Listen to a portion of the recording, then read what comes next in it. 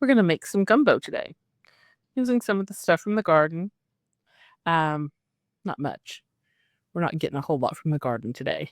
Um, but I've got some okra from the garden and the bell pepper is part of the trinity which is the bell pepper, the onion, and the celery.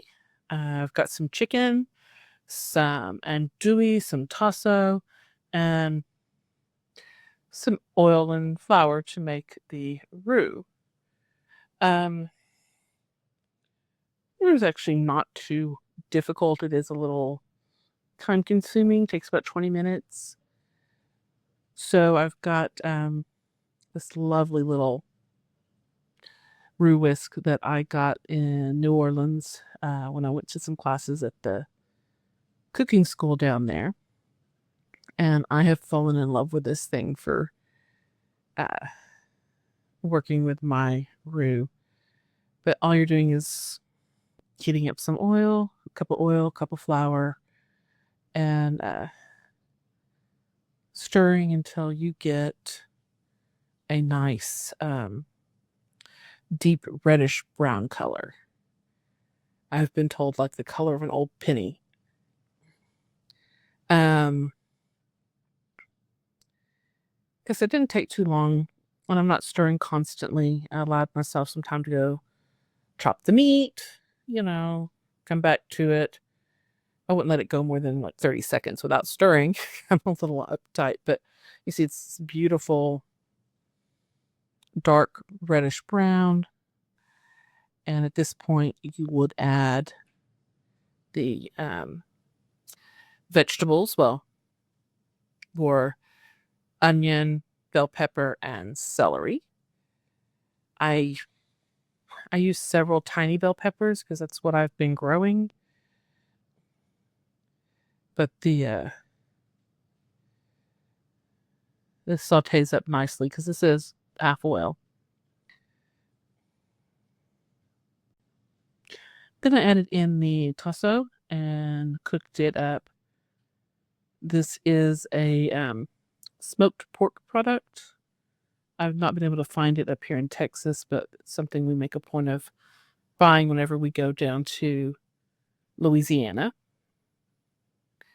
And then I put in the chicken and andouille. Well, first the chicken and gave it some, let it sear a little bit and all that oil and vegetables and stuff. It's a lot of stuff. And then I add some garlic.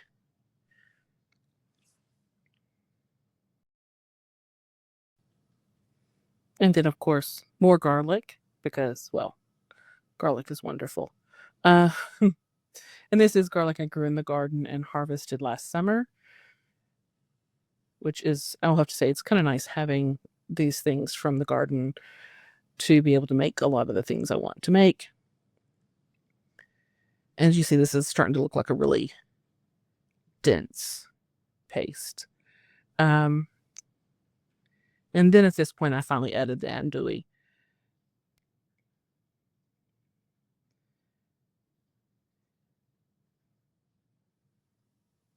There's a lot of andouille. There's like 3 links. It was, as you can tell, this makes a lot of food. We were feeding quite a few people. I mean, we have 5 people in our household, and then we had a couple of guests.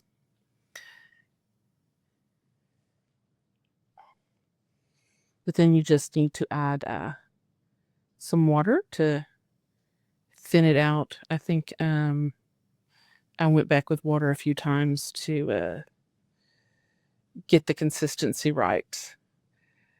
My wife contributed at this point to determining if I had it thin enough and if I had it spicy enough.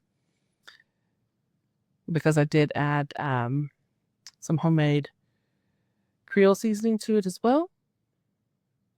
You'll probably see that later. And this is the okra from the garden. I am sauteing this. I just cut it and saute it. I try to cut it pretty close to when I'm going to start cooking it so that it doesn't have a chance to start developing the slimy bits.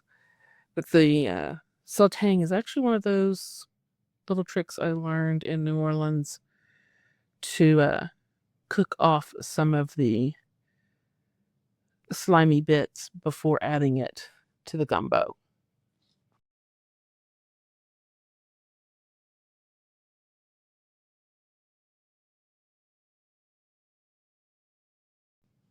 And this is where I actually added the Creole seasoning. I used my own mix, followed a recipe from the Tony Chateaubriand's cookbook. It turned out pretty well, and I can kind of control how much salt we actually put in there. And of course, more water because, I was informed my gumbo was too thick. There's a lot of stuff in here, though. And once I had this all kind of mixed in and the flavor about right, I dumped in the sauteed okra. I will say if you put the okra in too early, it does seem to kind of disintegrate into the gumbo. I don't think my wife cares one way or another if there's gumbo in or okra in the gumbo, but I enjoy it. So it's the main reason I grow okra. I pretty much cook it two ways. It's this and frying it. And then my wife had to do her contribution, and she boiled some eggs. They are a little rough looking. And added those to the gumbo. This seems to be something her family enjoys doing. I believe it was tradition started in the Great Depression, and they just decided they liked it. And it actually is really good to have eggs in the gumbo. But thank you for watching. I hope you enjoyed this round of gumbo. If you have been enjoying what I'm growing in the garden and seeing what I'm cooking with it, please like and subscribe. Thank you.